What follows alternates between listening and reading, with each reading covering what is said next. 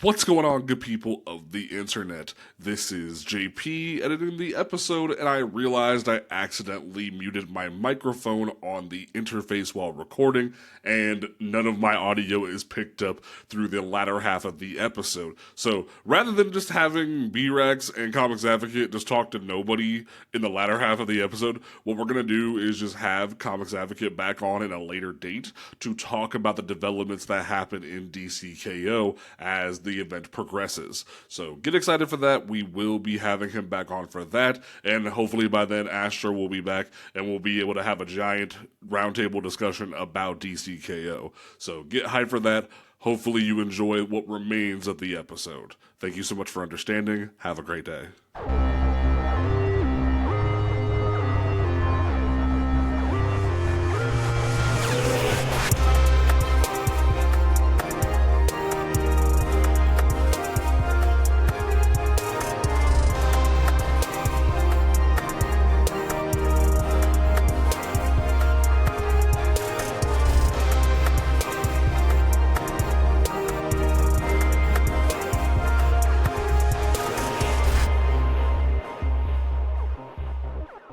What's going on, good people of the internet? It is time once again for Comics Unmasked, the podcast where a bunch of folks shoot the breeze and talk about comic books and such. Ooh, this is the New York Comic Con episode. Who would have thought the episode 5 would be the New York Comic Con episode? Stuff is packed. We got a lot to talk about. It is insanity on the streets of the New York floor because universes are ending, people are fighting, crossovers you wouldn't imagine are going down, and we're going to talk about it all here on this show. Don't forget that you can listen to the show on Apple Podcasts, Spotify, Amazon. I found out today, though, that you can listen to us on Amazon Music or Audible. That's funny. Apparently you can do that. And make sure that you are rating us on Spotify and Apple Podcasts, because that way we get boosted in the algorithm. More people know about the show. So you can also join the Discord now. We're dropping the Discord tonight. Make sure you join that. That way you can be part of the community. We're going to be trying to let people know about when FOC is happening for certain books. That way you are informed about what books are coming out. That way you can check them out. All right. B-Rax, my man, out here. Did you get farther in rank in Marvel Rivals? I saw you playing Marvel Rivals today. I got to gold 2, and I am trapped there. I am seriously trapped. Same, my guy. Same. I will get up to right to gold 1, and then I'll have 3 or 4 matches back to back that'll go back. And I will have to just say something for the people who are down on your luck and you're in those last 4 matches. Don't gripe at your team. Don't get mad at your team. Don't be complaining about the healers. Don't be complaining about the other team diving on you. You pick a new character, you figure that character out, and then you get back into the game. You gotta get your head in there. It's like a sport. You can't just be like, oh, it's this person's fault. Nah, the only person, if you're as bad as the worst cog on the team, and if you're the worst cog on the team, you figure out how to be the last worst cog, so you can go gripe at somebody else. There's so many people I be seeing popping in who can't heal worth crap, and then their healers are getting dived on, and then the DPS are complaining about the healers, and I'm like, I'm the tank. What am I supposed to do? I'm over here recruiting my damage, doing the best I can. Speaking to my soul. This is about to become Rivals Unmasked. Is that about to be a spin-off show? Like, I'm here. We might have to do one. You know, it's getting to the point where I just get to gold 3, I chill for a little bit, and I just get the costume, because anything else is just stress. It's just stress, especially if I don't have a full team to communicate with. It's just the asinine. It really is. And I find it insane that we're living in a real world where PS4 players got to join us, because some of the people's connections who have joined lobbies have been insane, man. I get it, you want to be inclusive, we're in a recession, but this ain't the time to be going backwards, y'all. So but yeah, it's insane. Listen, I have a Series S. I get it done on there. Exactly. I get it done on there, bro, for $300 and just go. Exactly. Speaking of which, our special guest for the week, because Astro can't be here, man has been talking mad ill on the streets of TikTok. Had to bring him on. Comics Advocate, my man. How you doing? I'm doing all right. I'm doing all right, man. I just got back from New York Comic Con yesterday. It was packed. It was a great Saturday once again. Grateful to be there. I took my cousin there for his first time. It was dope. He wants to go back, so yeah, man. It was just a good weekend, even though despite the rain, but That's what's awesome. up. That's what's up. Yeah. All right. Well, let's dive into it because I feel like the hot button topic on the floor because like Bleeding Cool even leaked the picture of it on like Thursday or Friday, and then we had to wait till the panel yesterday to talk about it because like we record the show on Sundays, it gets published on Tuesdays. But yes, it has been confirmed by CB Cebulski, the editor in chief of Marvel, that the Ultimate Universe is ending again. We are ending the second attempt at the Ultimate Universe in April, and I can't seem to understand why. Like the more I think about it, I genuinely can't understand why we're doing this. And like somebody was even in my comment sections of the video I made about it and was like, "Oh well, it's because Hickman had a deal where like all the stories were supposed to end on a certain time frame," and I'm like, no. Because if you look at what the conversation has been, you look at Peach Momoko posting or reposting people's responses to it, and you look at what certain people have said about it, you can tell this was not supposed to happen this fast. You can tell that there was a plan, there was something that was going to happen, and just based off of Dennis Camp's love letter that he posted on Twitter talking about it, I can already tell you this was not supposed to happen. Hmm. I don't Go know, ahead. man. I just feel like good things have to come to an end eventually. And I don't want to mess like we had with the first Ultimate Universe. It seemed good on paper, but like going back and reading it, especially now in these times, it's just messy. It's just messy and not in the good way.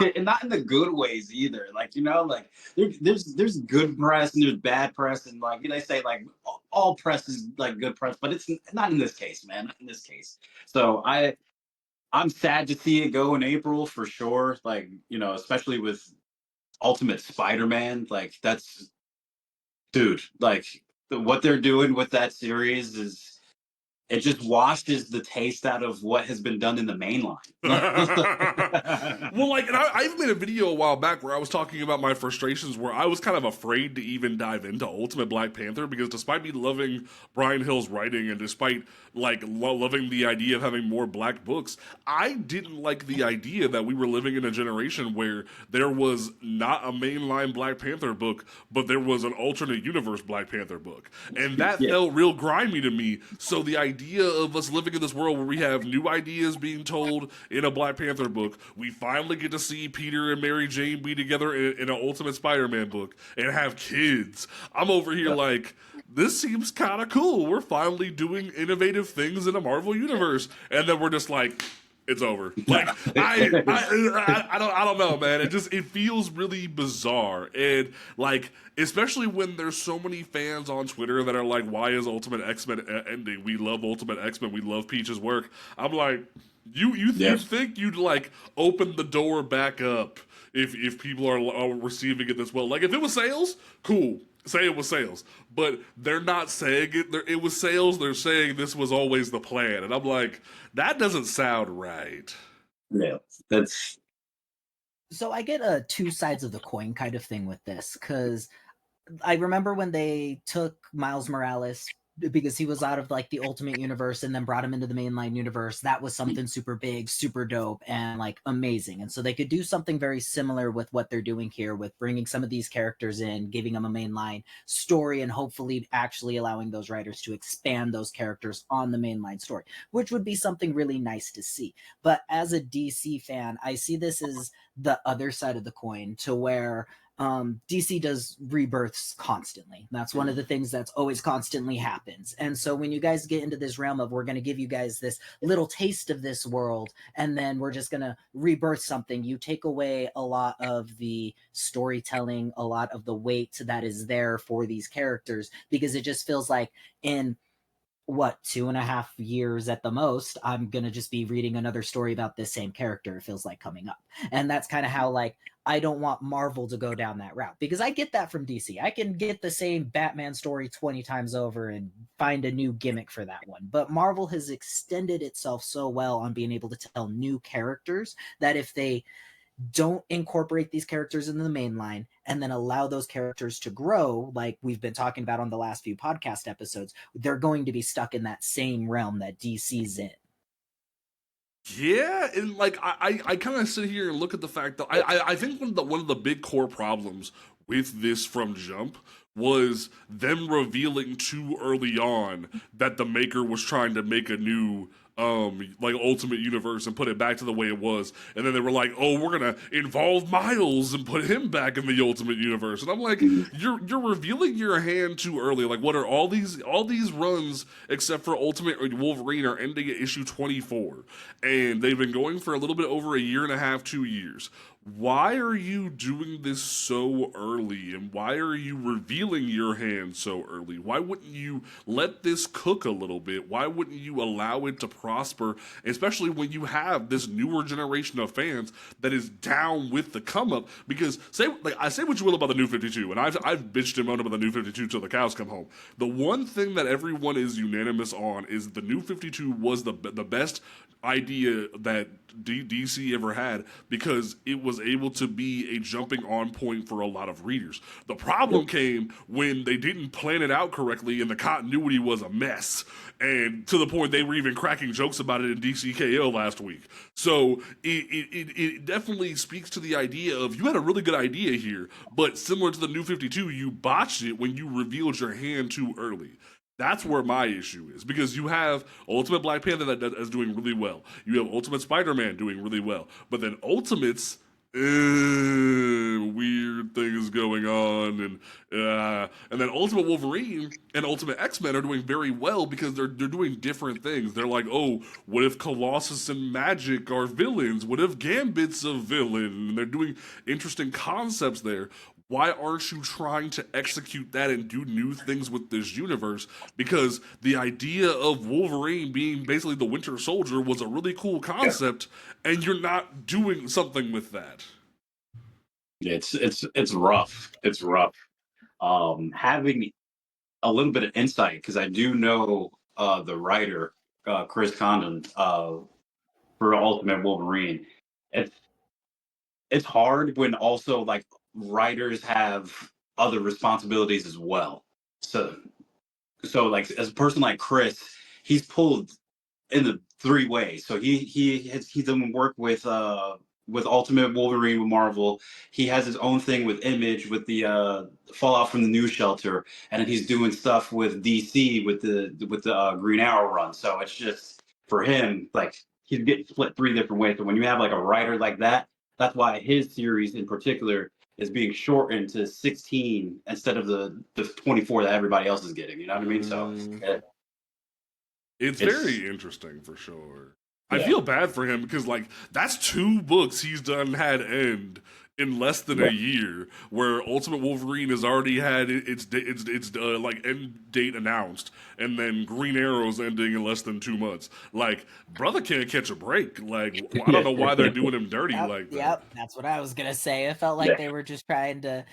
I honestly feel like he got the short end of the stick from these deals then, because it's almost like, hey, we're gonna try to get as much out of you as we can with giving you as little as possible, because he's gonna try putting as much as he can into this as best as he can. But I feel like if he were to space that out as much as the other writers were able to, then he'd be able to, lay that out properly. And another thing of ending the universes too soon right there. Give these writers time to actually develop stuff and actually give us information and everything, because that's what comic books are for. You might have a slow issue 1 week, but that's because they're setting up something big 2 weeks down, and it's going to hit you right down the line and you will never see it coming.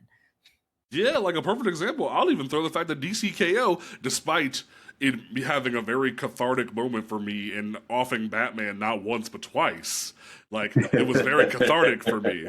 But the like it doesn't throw everything at the kitchen wall and have every battle be there off rip. It's a setup book. You're going to have number ones that are setup books. I was even reading Absolute Wonder Woman this past week while we were prepping to talk about it last week. The idea of you having setups for the issue one, it's going to be interesting to see how like they move in the future, because now you've basically lost a whole new chunk of readers that were so on board with this concept, and you're just like, yeah, this was always the plan. Why not be honest, like people were with Green Arrow, and be like, it was sales. If it was sales, just say that. That's my big issue, because why not tell people? And that's my biggest complaint with the industry, and we're going to keep talking about that over and over again, is this idea that we are not saying to people, hey, this book failed because of sales. This is how you can change it.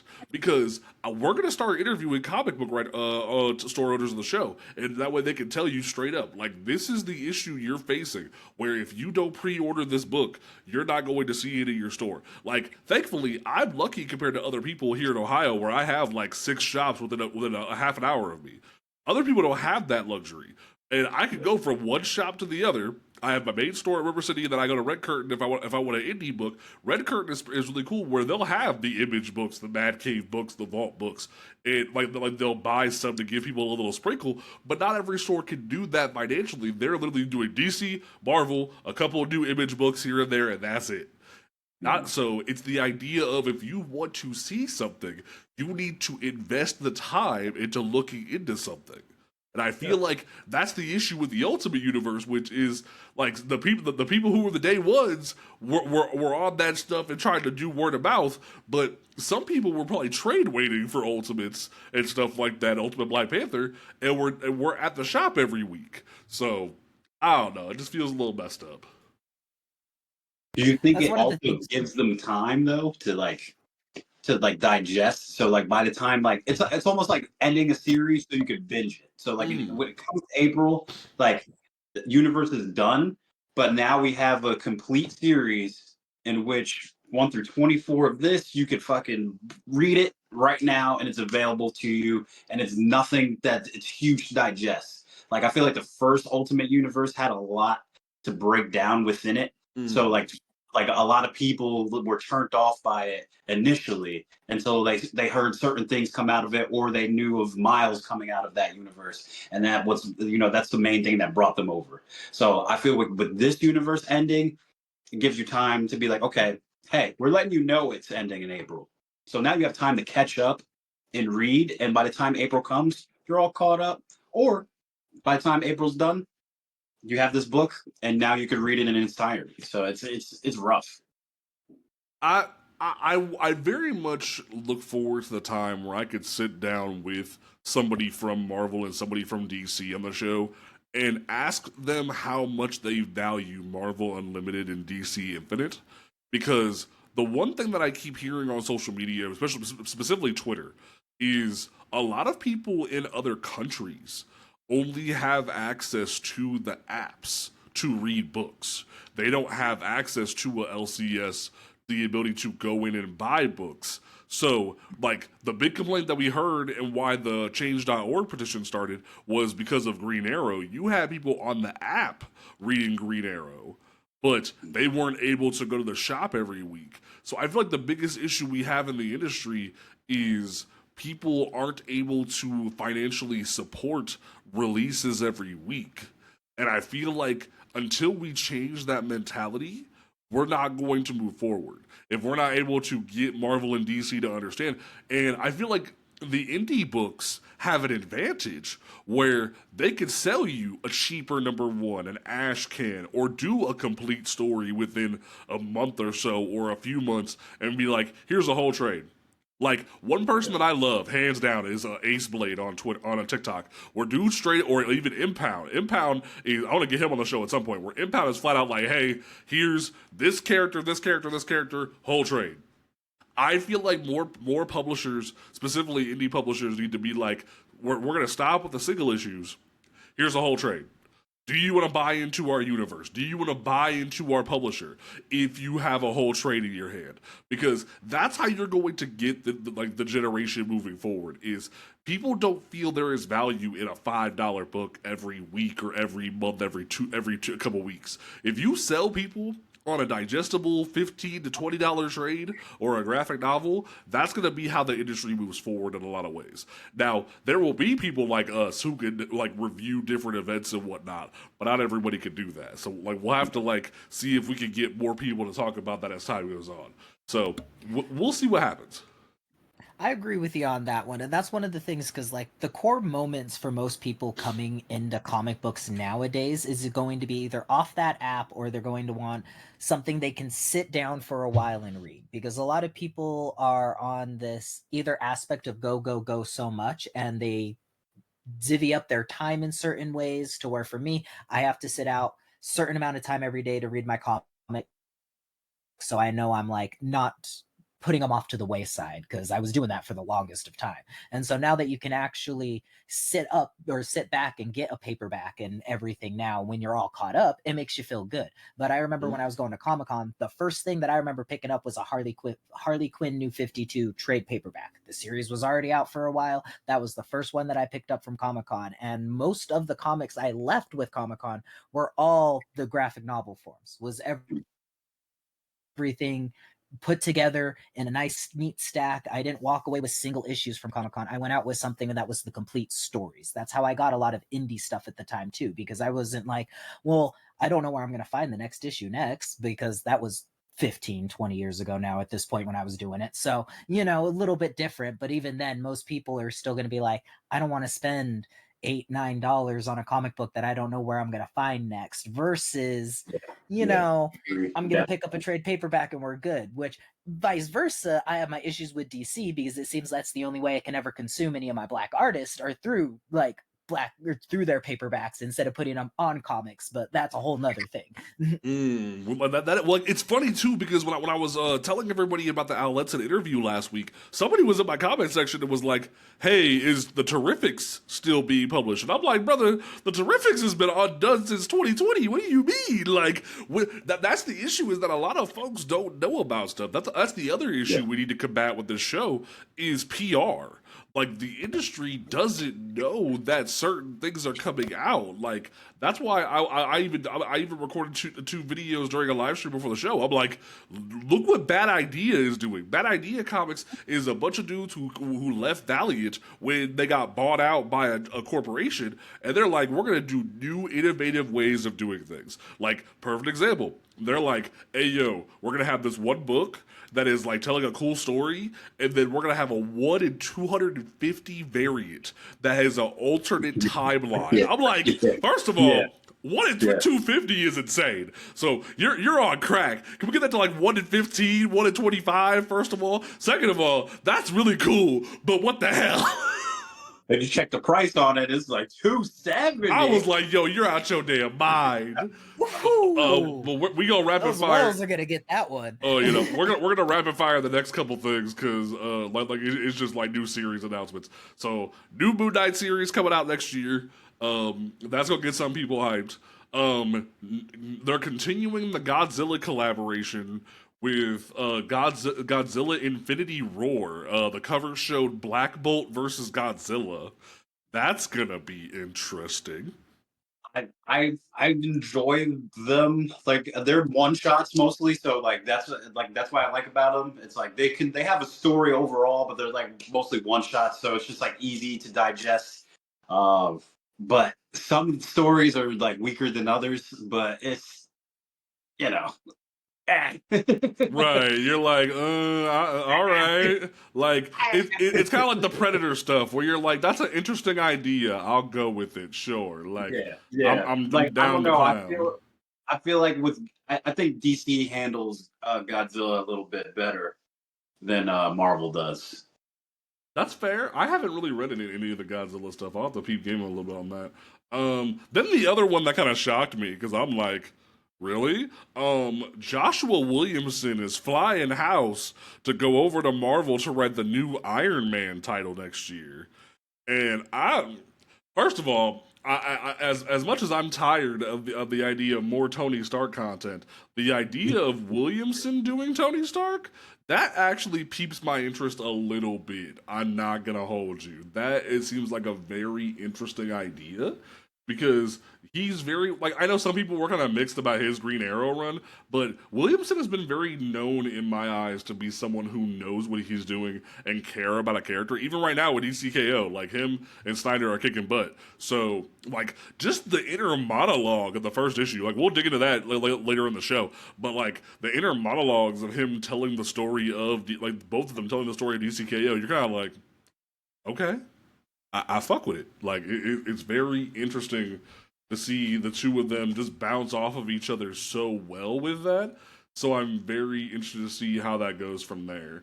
I'm gonna say, is it Williamson working on DCKO or is it just Snyder? I'm crazy. Am I talking shit? I think so. Because all I see is Snyder's name on the solicit. Am I crazy? Am I talking shit? Where's my phone? No, he's on it. He's on it. It says chapter 1. He's on it. Okay, I'm not crazy. Cool. I'm not crazy. But you know, like that, I just like I hope Williamson kicks ass with this. Even the solicit said that like it's gonna be Madame Mask getting a bunch of people together to like recreate Tony's armor, and I'm like, okay, sure, let's see what happens. And then we're getting a horror anthology spinning out of the Doom event called Dungeons of Doom, where there's like zombies in Latveria. Yeah, yeah. Apparently, they like his castle's up for grabs, and a whole bunch of factions want in on it. And then there's a whole laboratory underneath, and there's booby traps and other shit. So it's like, although Doom is gone, his presence isn't. So it's going to be interesting to see how they, move along with like doing booby traps, essentially. Yeah, we'll have to take a look at that for sure. Yeah. And then from there, we'll move it. We'll rapid fire the MCU news. The Wonder Man teaser trailer. I don't know how I feel about this because when they first had dude at a couple of premieres acting like he was an actor, I was kind of like, this is, I don't know. It was very interesting, and I know like the neck beards are already like salty about like a race change for like him, but like get over yourself. It's not really tied. That's a character nobody cared about. Like, come on, right? Like if you show me one Wonder Man fan, I'll be very impressed with you. Like Simon Williams 100%. Is a great character, but like if you show me one Wonder Man fan, I'll be very impressed. But like if anyone's gonna do that, like Yaya is one of those guys that will come in. Man, it's been Dr. Manhattan. He's been Black Manta. Like, of anybody to come in here and do this, I'm like, you know what? Let's do it. I saw that one leak on YouTube real quickly and started seeing all the like official trailers for it, and then I was like, okay, this could be very interesting. But as somebody who's more of a DC person, I was like more grateful that they're giving light to a character I didn't know anything about. No, that's fair. That's fair. Just the only thing I can say, because being new, it's nice to hear about new characters. That's how I feel when it comes down to these things. But also, like, I just know that's going to come with the turmoil of like the Moon Knight effects, to where then I'm going to start reading about this character, and then I'm going to realize that the comic books were so much better than the TV show, and I see where everybody's coming from when they like say certain things, and so it's like, yeah. I mean, that like Wonder Man's one of those characters that like had like I'll even kind of reference Mr. Terrific a little bit, where like he's a Avengers staple, but has rarely ever been a standout character as if anyone's given a shit. But then it takes somebody with love for something to give it some shine. Like we're seeing now with Mr. Terrific, it takes somebody who has some love and care for him. Like I remember the first time I had ever heard of Wonder Man was Avengers Earth's Mightiest Heroes, and then I had Oh, to yeah. go because like all for the longest time all we ever knew was Vision's brainwaves were based off of Wonder Man. So like we just knew that was the move. And then Wonder Man just kind of floats in and out of canon at convenience. It's never like he's really a focus or anything. Okay. Yeah, okay, so then from there we had the Daredevil panel where we officially have confirmation and Kristen Ritter herself Kristen leaked Ritter it did. on her They're story. coming at her doorstep Jessica right Jones now. is back. And oh shit. Like the balls on that woman to delete that is insane because the idea of her just being like, "Hey, I'm right there, motherfucker." I'm like, "Hey," Well, I like it. It almost plays into her character a little bit. Like, you know what I mean? She's like, I would leak this. Like, exactly. I would leak this. I'm But it's excited to good. see what happens more. Yeah, no, like, what was your thoughts on the teaser for what you saw or what we saw from the panel? I I don't know. I mean, I'm just excited. Hopefully, we get the rest of them back. I want to see Luke Cage back. I know people talk shit about Finn, but I want to see him have another chance at Iron Fist because as the seasons went on with him, the writing got better with him. I will stand 10 toes down, especially with Luke Cage season 2. All Finn needed was a good writer. All Finn need, like people hate on him, but you saw from Defenders and you saw Yes. from Luke Cage season Yes. 2, all you need is somebody to give a shit. Because perfect example, and I will swear by this, is like David F. Walker and Sanford Green's Power Man and Iron Fist came out around the same time as the Luke Cage TV show. And you see a perfect dynamic between Danny and Luke. And that was just what was on screen in Luke Cage season 2. If you give me Luke Cage season 2 as a TV show, it will make gangbusters. But you need somebody to care. Like the perfect example is this TikTok trend I've seen these two guys do. It's taking my white friend to do black people shit, taking my black friend to do white people shit. That's what you need in a Power Man and Iron Fist is giving a dude who has privilege the black experience and showing him the real world we live in and having Danny cope with that because not only does he have a black best friend, he's had a black girlfriend and he has to cope with that. And having that dynamic be in the spotlight is something that you would really have an advantage with in today's dichotomy. And like just give me that. That's all I need. Yes. Now, the Daredevil trailer, badass. Kristen Ritter being back, badass. But give me her and Luke together. That's what I ask. Yes. I need it, and hopefully, I don't know. They've been teasing him. They've been teasing Mike Coulter around. So hopefully, we get it. I need that storyline because it would make great for him to run against Wilson Fisk as mayor and go against that. Bro, I didn't even think about that. The idea of Luke Cage as mayor this early would be so good. Like I would like to see the Devil's Reign storyline actually play out. Like, and they're teasing it, and they need to give it to us. I need that. It would be so glorious. I didn't even think about that. Like, I must say, B-Rex, did you see any of the panel at all?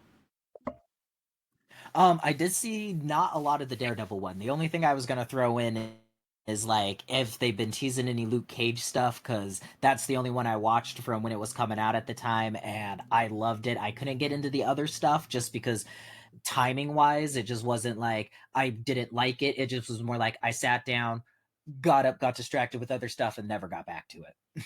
Fair. I will say, I feel so bad for Mike Coulter because every time that man goes to a convention and he's like, I'm not in it, but like, go watch Evil. I'm like, I feel so bad for you. My heart breaks for you, brother. Evil is a good show. It is. It's just like, dude, I come on, man. I need you to say Sweet Christmas for me. I need you to get coffee with Claire. Come on. Well like, and I will call the coffee. I will say, as much as I loved Luke Cage, one of my biggest missteps about that entire show was the first episode where he says, I'm not for hire, man. I'm like, what do you mean, motherfucker? You are the hero for hire. What do you mean? Like, that's your entire gimmick. You're not for hire. You got me fucked up. Like, it's okay to be noble. It's okay to be that guy. But, like, get that bread, man. Like, what? Yeah. I don't know, man. It's just so bizarre. Then we got the announcement that X-Men 97 season 2. We got a little teaser about that. They got them in the Grant Morrison costumes. Twitter was upset, and I'm like, not my beef. I love Grant Morrison. Grant Morrison's my person. Like, I got no beef with that.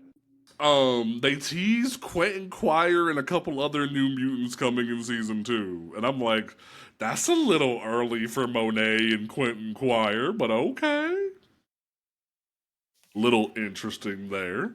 All right. It's very. I feel bad for Mayo that he's not getting to be a part of this, but I feel I still hope for good things, especially because they said the original creators of the X-Men show are going to be the executive producers.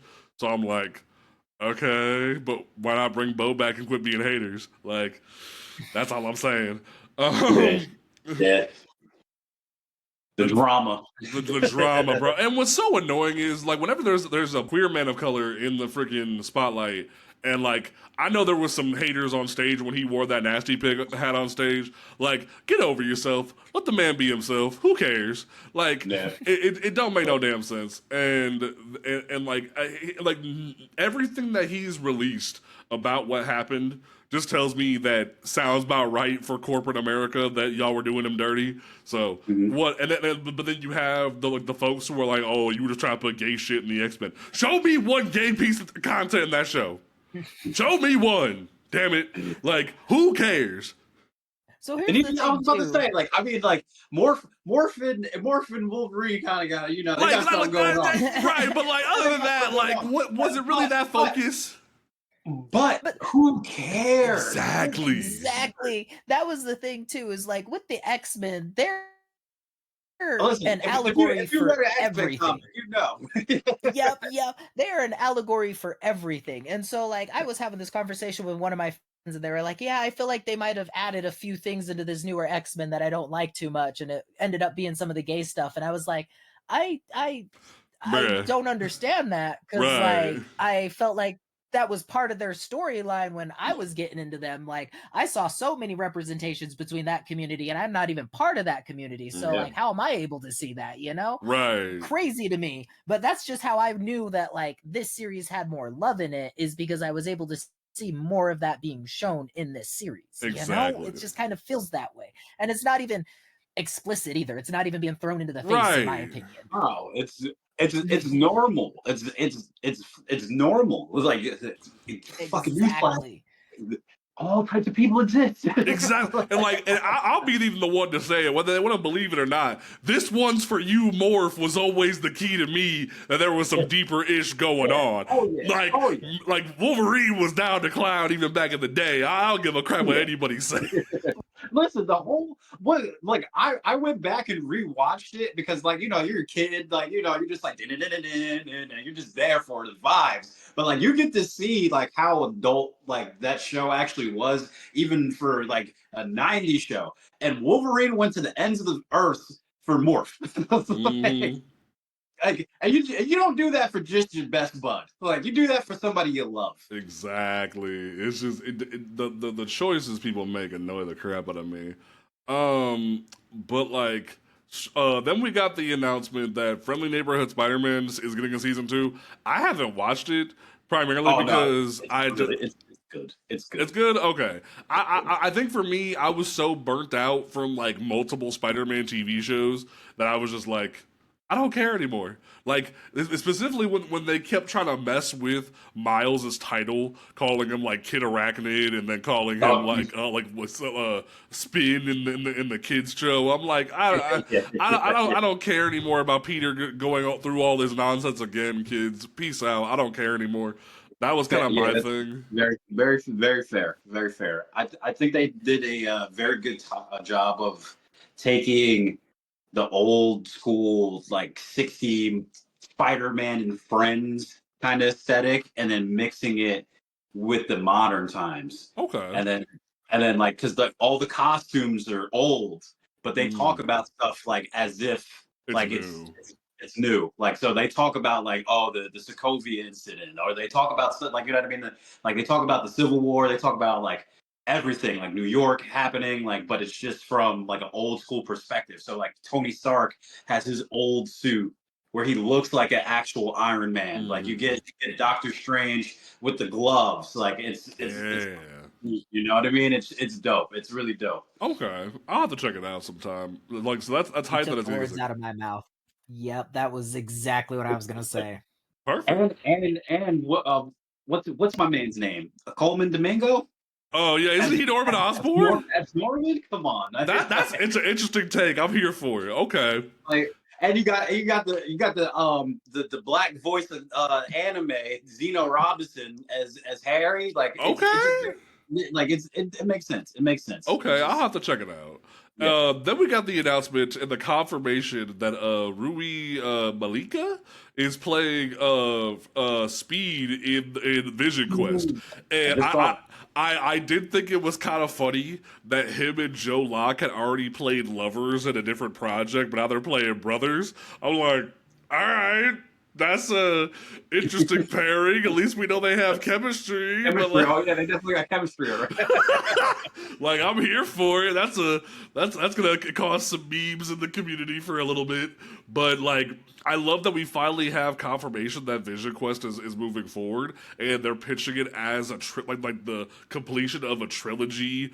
From like, we have WandaVision, we had Agatha, now we're having this, and like, I will say I'm slightly annoyed that we're getting James Spader back as Ultron in this, because quite frankly, I don't like Age of Ultron because of it being tied to Tony and not Hank. I'll be a comic purist in that way, but like, I can at least say Whedon made him like Tony so it fits the narrative.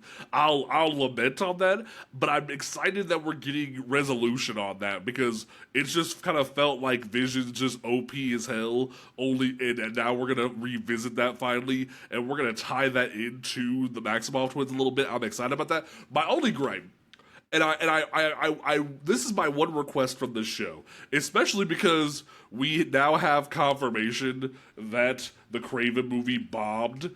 Can you please, oh please, give me old dude back? Like, just give. Oh yeah, give me Aaron. Yeah, like, give me back. Aaron Taylor Johnson back, because I'll keep it a stack with you. Nobody needs dude from the X-Men movies. I don't need him in this. Like, I understand there are people that love Evan Peters and want him. I loved him in Tron Ares this past week. Like, he was great, but I don't like his Quicksilver. I hated his Quicksilver in the X-Men movies. So, like, please give me Aaron Taylor Johnson back. Give him some money, because that will always be one of my biggest pain points about WandaVision, was seeing Evan Peters' derpy ass in that show. Like, I liked authentic comic book Quicksilver in Age of Ultron. Like, say what you will about Joss Whedon, he gave me comic accurate Quicksilver in that movie where it was damn near incest. I'm not saying that's okay. I'm not standing ultimates in here, but like, I like the very overprotective Pietro, not the weird, like, almost Spider-Man, Deadpool-esque Quicksilver. Like, I enjoyed the better dynamic there of that. That's just me. Yeah, no, that makes sense, because that's who he is at the core of his character. Like, Yes. he cares about Wanda. Yeah, it was Honestly, I just have to say I'm disappointed that Craven movie bombed, because I really enjoyed him in it. I just hate to say, like, as bad as like that movie like really was, because I know how Sony is. I wasn't going in there expecting anything good, but like, as I saw him as Craven, I was like, honestly, I'd like to see more of him as Craven. We need to actually get like him as Craven in maybe our MCU, but like, that's just what I think. I always see Sony doing this stuff, and it's like, I like it, but no, you could do. Who played his love interest? My buddy the Craven one was. He was like, her acting in that was atrocious, and then I didn't. At first, I was just like, I don't see what you see, man. And then I watched it again, and I was like, God damn you! Yep. I think she overacts. I think what did it for me that kind of bothered me was like, I just don't see Russell Crowe and Aaron Taylor Johnson as Craven and Father. I don't see it. So it just like something about that felt weird. Like, yes, Craven's supposed to be Russian and sometimes he's Brazilian, depending on the adaptation. But like something about that, and then like even in the trailer, and then I caught it later on like a free channel at the bar. Like just how making it so primal, and like I get it. You had lightning in a bottle with Venom, so you wanted more Spider-Man villain things. But Morbius and Craven were not it, y'all. It just wasn't it. They just thought they could make all his villains into anti-heroes, and it only works with Venom. It only works with Venom. Mm-hmm. It's just very bizarre. It only works with Venom. Like, as cool as it was, I liked seeing his powers on display, but then I was like, fuck out of here. He got his powers from a lion's blood? Right? Oh. Like call Charlie Sheen, get the tiger blood. Like I don't know, man. This is my hot take for that movie is everybody was complaining about like, oh, what are they going to do if they ever make like a white Black Panther or anything like that? It was that movie. Oh, just saying. If they ever gave us a white Black Panther, it was Kraven the Hunter and it was that movie. Oh yeah. And it didn't come out being as good as Black Panther. Just saying. You're not wrong. All right. Let's move houses over to the WB with DC Vertigo because we are finally back. Like, and what really annoyed me was they gave us the announcement that Vertigo was back, but then they were also like, but Black Label's staying here. I'm like, no, get rid of Black Label. No one likes Black Label. It's stupid. I was like you announced this great slate of new titles for Vertigo, but then you also said you're getting a new Gotham City Sirens thing with like Harley and whatnot. It's Black Label, and I'm like, no, don't do that. Like, get out of here. No one needs that. It just. I don't know, but yeah. What's Marvel's answer to that, Max? Like, yeah, bring Marvel Max back. Bring Marvel Max back. Yeah, like because like they're doing shit. They'd be like, okay, it's Red Band trailer, but it's like, nah, bring Marvel Max back to where it was. I do like Red Band though because it's on brand because Marvel Red. It makes sense if you're gonna do anything with Red. I liked, especially because I really enjoyed Blade Red Band. Blade Red Band was so good. Yes, I need to read Punisher Red Band, but like and now I need to go back and read Daredevil Red Band. But like Blade Red Band was so good. So like I will give them that. That was a cool idea. If you're gonna get rid of anything if you're gonna replace Marvel Max with Red Band, cool, keep doing it. Don't just leave it in the past. Give me Wolverine Red Band. Give me like Black Panther Red Band. Like do some interesting. They had Werewolf by Night Red Band, if I'm not mistaken, too. That was the first issue of that was really right. Good, but give me Deadpool Red Band. Deadpool Red Band would go stupid. Like there's some concepts there, but Vertigo is coming back. We have 1, 2, 3, 4, 5, 6, 7, 8, 9 titles coming out. Where we have Bleeding Hearts by Dennis Camp, Steve Maria. We have End of Life, Kyle Starks, Peril of Brutal Dark, Ezra Kane story by Chris Condon, which was Chris Condon's getting more work. We love that. We love Chris Condon. 100 Bullets, the US of Anger with Brian Azzarello. Oh, okay. I'm here for that. I was interested in that one. Cover got me hooked. Like the artwork definitely seems very intriguing. So definitely here for that. I'm here for more stuff of that nature. But the idea of us trying to expand stuff in general, love that. Then we have. Let me go back to my notes here. Is that everything from the? Am I crazy? Then we have. No, I think Scotty Young's doing Lobo. Oh well, that's in next level. We're gonna get to that. That's okay. gonna be insane. Okay. Tom Taylor's writing Necretaceous. Scientists attempt to time travel to stop a zombie virus, only to land 66 million years in the past. Oh, okay, interesting. Fanatic with Grace Ellis, The Crying Doll with Mariko Tamaki. Ooh.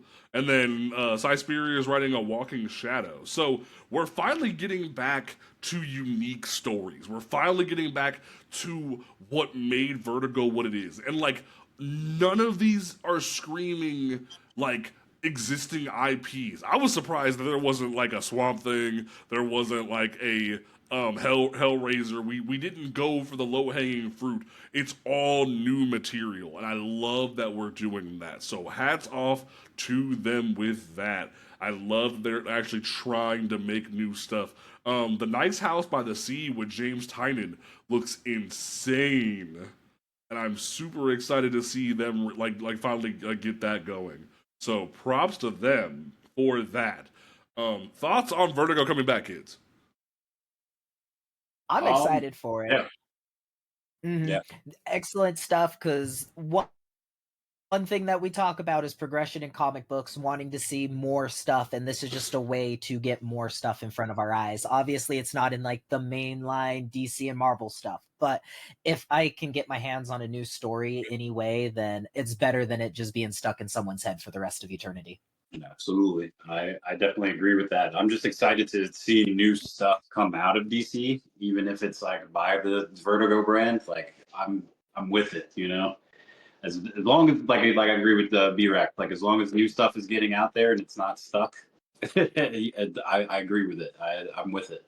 And I like that they're not afraid to move things from things that were Black Label, because The Nice House by the Sea was a Black Label book. They're like, we're going to take this back over to Vertigo, where like it belongs, because Vertigo was the imprint where you could do innovative storytelling, where you could do out there stories that were horror based or crazy, that are still a part of DC Comics, because DC has its ties, like with House of Secrets. You have those ties to the horror genre, the supernatural genre. That's where you do that stuff. Black Label felt cool. Like, it kind of felt like they were trying to do like how Red Band is for Marvel, but like have it be like, you should call it Blue Label if you're gonna do something like that. Don't call it Black Label. Yeah. But like Black Label just felt like, oh, we're doing Batman's penis. It's like, no, don't do that. That's no. Like, now we have Jim Lee on Jimmy Fallon for some reason, or was it Jimmy Kimmel? I don't know. But like, it was just very odd decision making, and I'm glad we're finally going back to Vertigo, because Vertigo is where that shit was born. So hats off to them for that. Then we did get the announcement of Siren Love Hurts, which Siren Love Hurts looks really cool. I did see the preview for it, and I thought that was such a cool idea to, like, as much as I don't like Black Label, I love that we're doing this, because it's basically just all the sirens like hanging out together. Because like wasn't it because like, yeah, let me pull this back up. Like, just the artwork is insane. It's T.D. Howard, I believe, from what I saw. Like, it's like Black Canary and Green Arrow's wedding.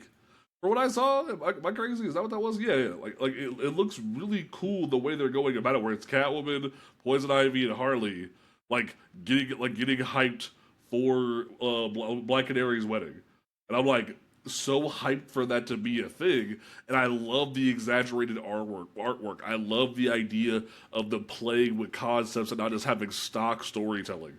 So I love that we're doing this, and it shows that maybe if you transition Black Label to be Blue Label, you could do like out there in canon stories. You could do the like out there like darker themed DC Comics like hero stories. Like, do Red Band, but call it Blue Label. Get rid of Black Label. That sounds stupid.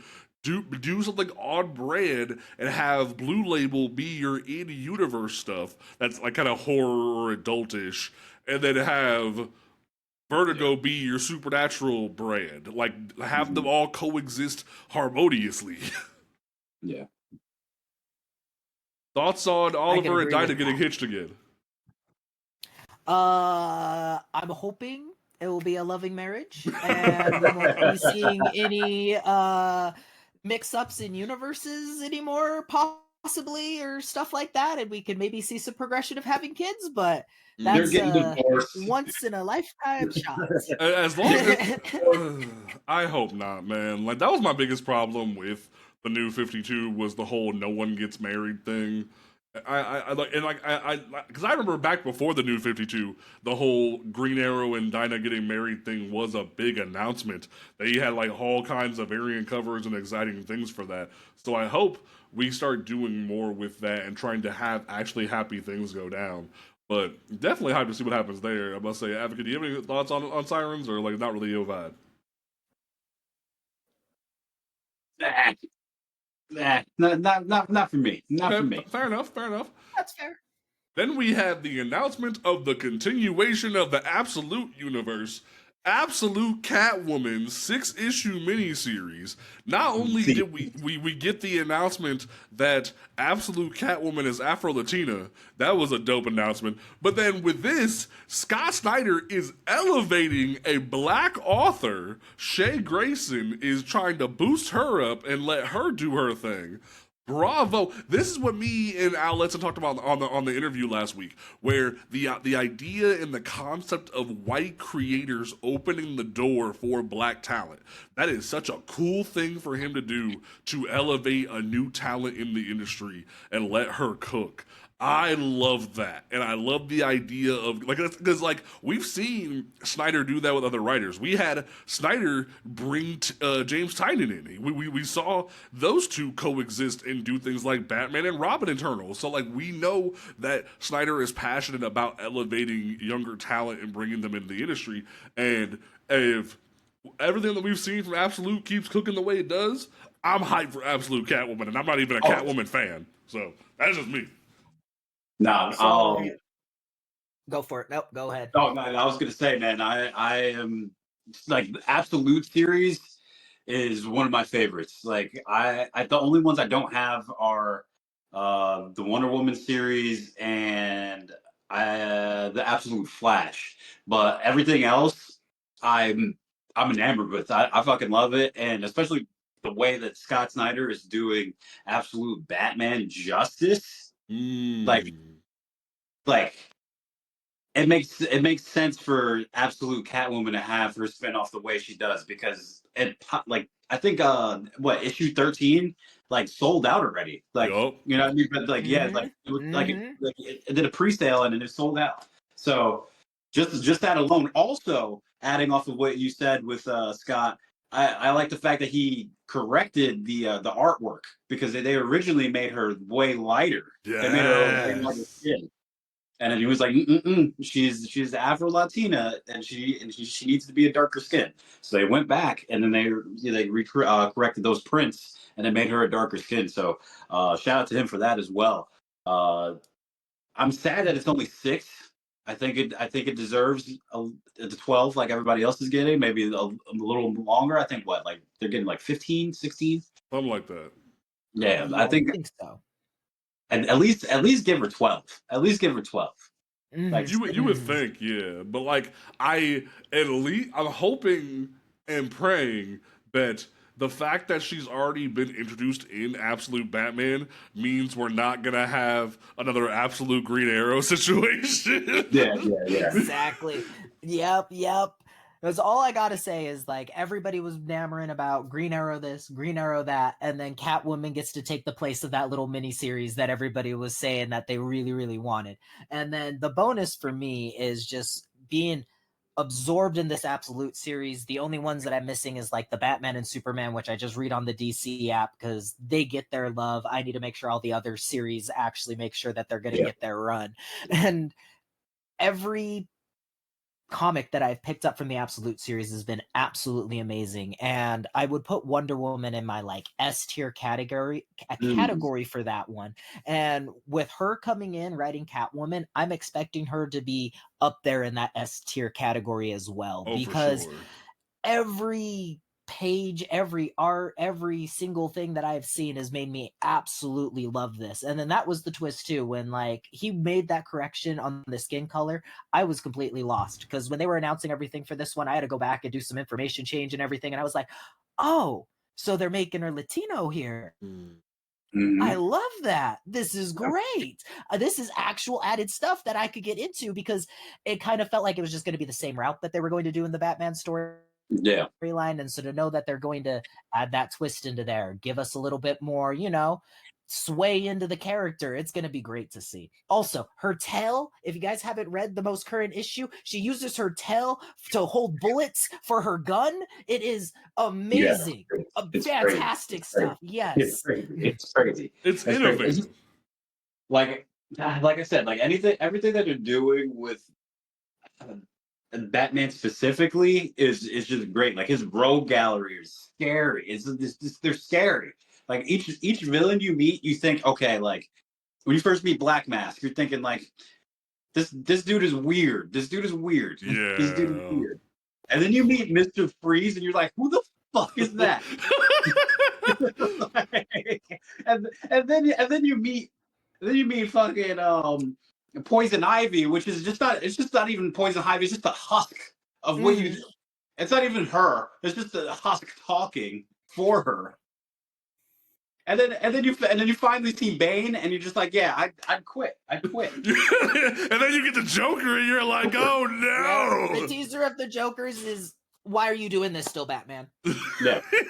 Like, I remember when we first saw that, we talked about in the podcast, I was just like, Scott, are you okay? Like, do you like? I need to know who your drug dealer is, man. Because that, damn, like the sleep paralysis demons. Like we talked about Mike Coulter and Evil. We need to call Mike Coulter because this shit's looking weird, man.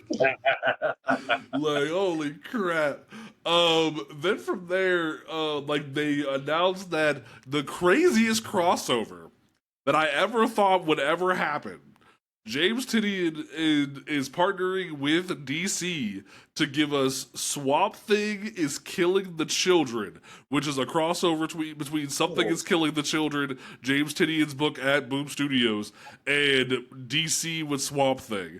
And I am in shock. As someone who's loved every issue of Something is Killing the Children, I've loved the spin-off books with House of Slaughter and all of those books. Like, I'm sitting here just like, what?